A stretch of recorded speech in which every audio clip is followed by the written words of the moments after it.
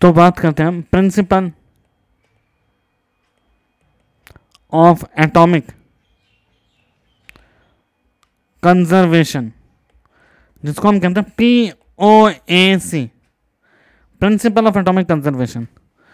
तो अब ये मेथड हम यूज करते हैं मोल मोल एनालिसिस की जगह।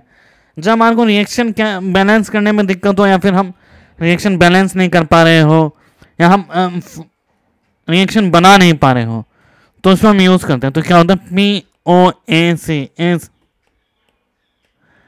Based upon conservation of mass, that is conservation of atom, and according to it atom cannot be created nor be destroyed. Atom cannot be created nor be destroyed. It can be converted into one form to another. एक form से दूसरे form में convert की जाती हैं। POAC is helpful for solving those problems in which either reaction is difficult to balance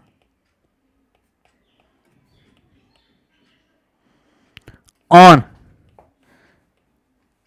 impossible to balance।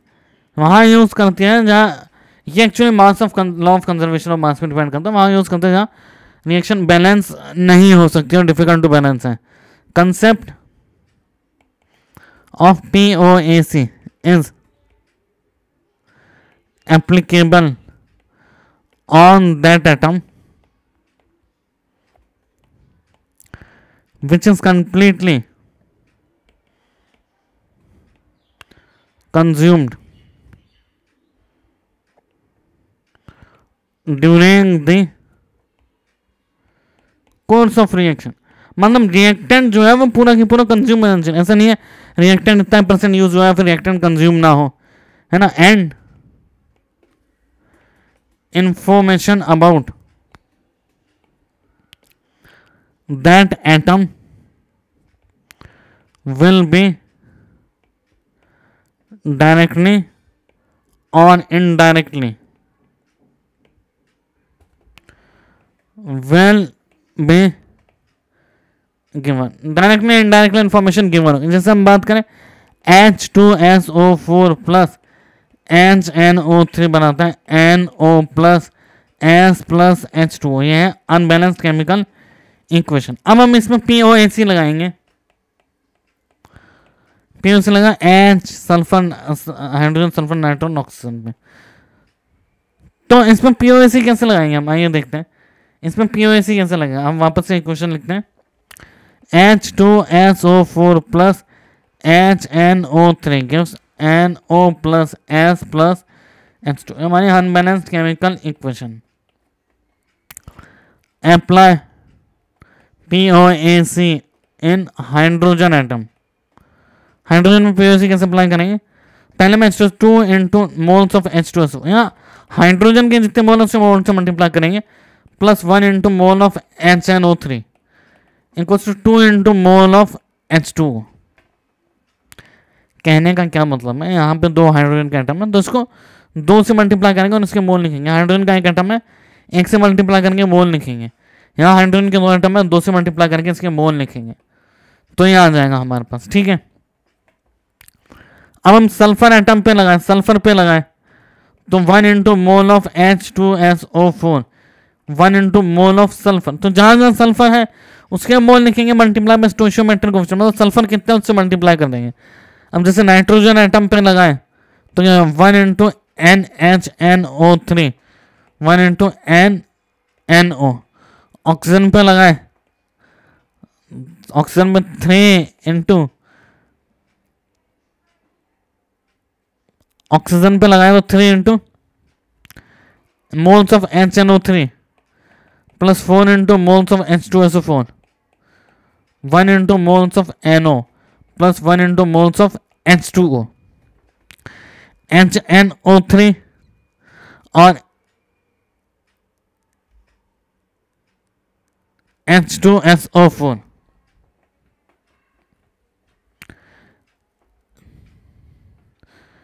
HNO3 और H2SO4, ठीक है, ये बनाएगा। इस तरीके से हम इसमें मोल मोल एनालिसिस ना लगा के हम इसमें पीओएसी लगाते हैं। मोल मोल एनालिसिस में इक्वेशन बैलेंस होनी चाहिए तो हम मोल मोल एनालिसिस लगाते हैं। पीओएसी में इक्वेशन बैलेंस भी ना हो तो भी हम पीओएसी लगा देंगे, ठीक है।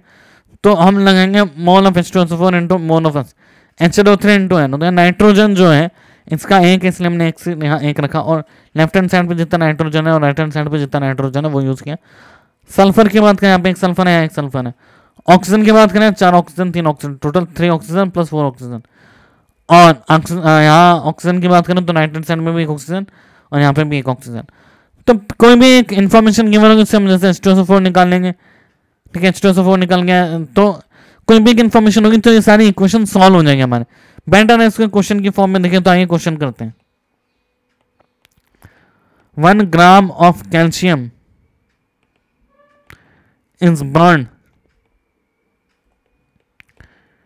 in excess of oxygen. Determine weight of CaO formed. Determine weight of calcium oxide formed. तो यहां पे Ca plus O2 forms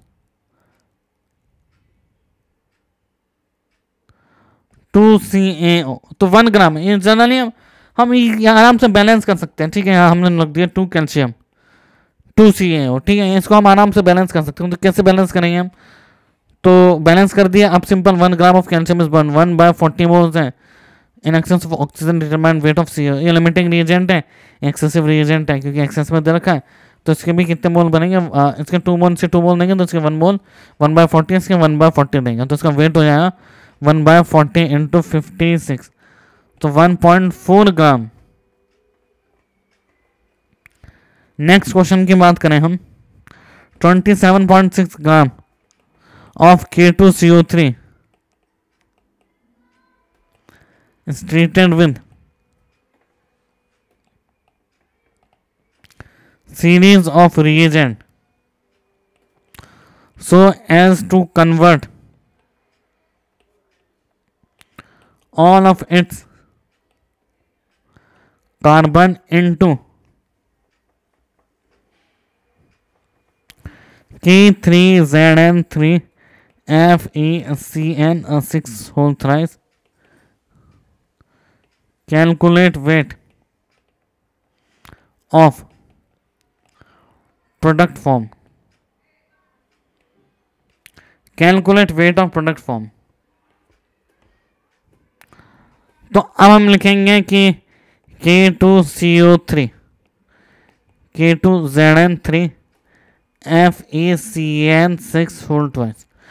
तो हमें दे रखा है इन 27.6 ग्राम KCl होते विद सीरीज ऑफ रिएजेंट। अब रिएजेंट क्या है हमें पता ही नहीं है बीच में, तो कैसे बैलेंस करेंगे भाई। हमें तो मोल मोल एनालिसिस सीखा है अभी और पीओएसी के भी तो क्वेश्चन ही कि तो बिना पीओएसी को सॉल्व करना इम्पॉसिबल है।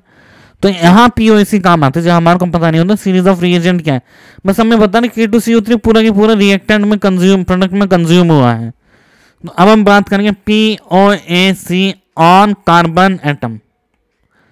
कार्बन एटम पे POAC लगाएंगे तो क्या होगा यहाँ पे, तो 1 into NK2CO3 12 into NK2Zn whole thrice FeCN6 whole 2, क्योंकि यहाँ टोटल कार्बन कितना है 6 इंटू 12, तो 12 इंटू मोल ऑफ K2ZnCO3। तो यहाँ 27.6 बाय 138, तो 12 into W bye 697।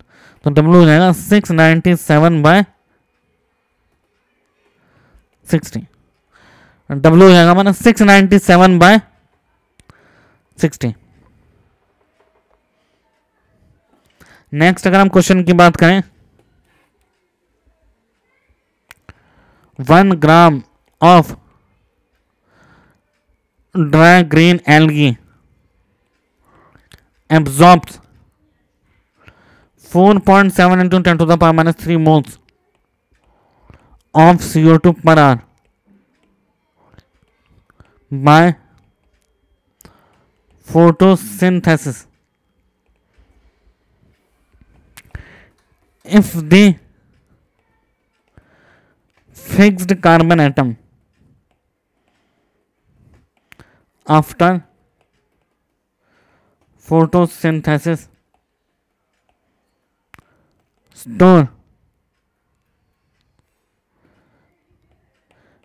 in the form of starch होता C6H10O5N, calculate how much time it will take to algae to double its own weight. इसका wait double करने के लिए कितना टाइम रिक्वायर होगा?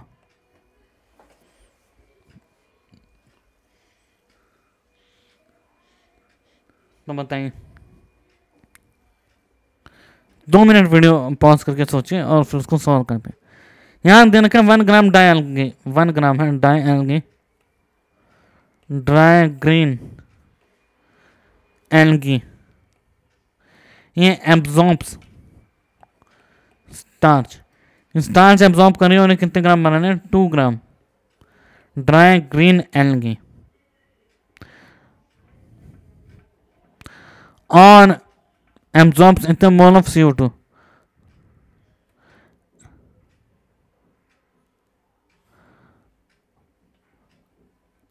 यहां CO2 एब्जॉर्ब हो रही है,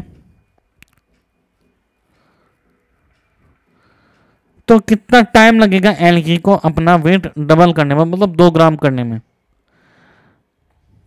ठीक है, तो क्या हो रहा है यहां पे कि जो CO2 एब्जॉर्ब होने वाली एल्गी से रिएक्ट करके स्टार्च बना रही है। ठीक है, तो यहां क्या रिएक्शन हो रही है? जो एल्गी है CO2 किस में कन्वर्ट हो रहा है? C6H10O5N में कन्वर्ट हो रहा है सारा के सारा CO2। अब POC ऑन कार्बन लगाएंगे,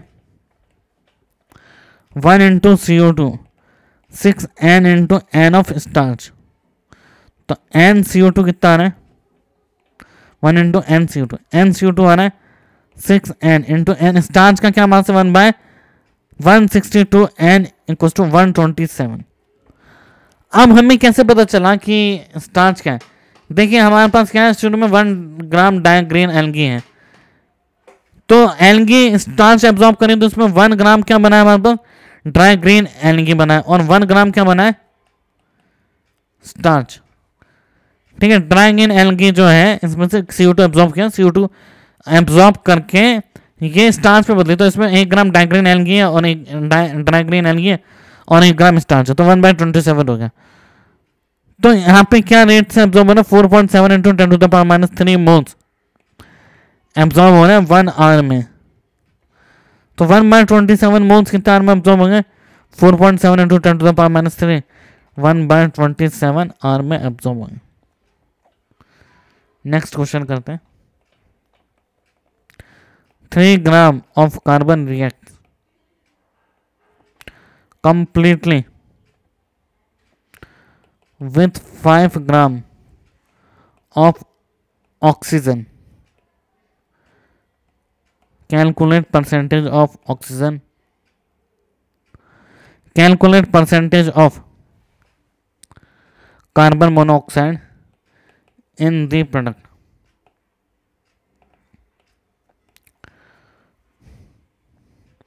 तो कैसे करेंगे हम? POC पहले क्या हो रहा है हमारे पास C plus O2, 3 gram carbon एक कंप्लीट 5 ग्राम ऑक्सीजन, तो क्या बनाना है CO2 बना, CO बनाना और CO2 बनाना, ठीक है। तो POC ऑन कार्बन लगाएंगे, 1 into N carbon equal to 1 into N carbon 1 into N CO2, ठीक है। तो 3 gram carbon completely react with 5 gram oxygen, 3 gram carbon है और ये 5 ग्राम ऑक्सीजन से रिएक्ट किया, 3/12 5/32, ठीक है। अब हमारे को कंप्लीटली रिएक्ट करना है तो कोई लिमिटिंग रिएजेंट है नहीं, हम POC लगा सकते हैं क्योंकि पूरा के पूरा रिएक्टेंट प्रोडक्ट में कंज्यूम हो रहा है। अब हम बात करते हैं, ये 1 इंटू मोल ऑफ कार्बन है, तो मोल ऑफ कार्बन कितना 1/4 हो गया, 3/12 इक्वल्स टू लेट्स से इसके ए मोल्स है कार्बन मोनोऑक्साइड, इसके बी मोल्स बने। अब हम ऑक्सीजन पे लगाते हैं POAC ऑन ऑक्सीजन, अब क्या हो रहा है 2 into N of oxygen 1 into N of carbon monoxide plus 2 into N of CO2, 2 into 5/32 equals to A plus 2B, यहाँ से परसेंटेज ऑफ कार्बन मोनोऑक्साइड हो जाएगा A upon A plus B into 100। तो यहाँ हमने देखा है कि POAC जब भी यूज होता है, जब भी हमारे को कभी भी यूज कर सकते हैं एक्चुअली, हम जहाँ पे रिएक्शन बैलेंस ना हो या मोल एनालिसिस ना लगा पा रहे हो, हमारे को डिफिकल्टी लग रही हो, यार इक्वेशन बैलेंस करना डिफिकल्ट हो, फिर हम इक्वेशन बैलेंस ना कर पा रहे हो, इम्पॉसिबल लग रहा हो, वहाँ हम POC लगा सकते हैं। POC किसी भी एलिमेंट पे लगाया जा सकता है, वो एलिमेंट जो है वो पूरा के पूरा कंप्लीटली कंज्यूम होना चाहिए during the course of the reaction.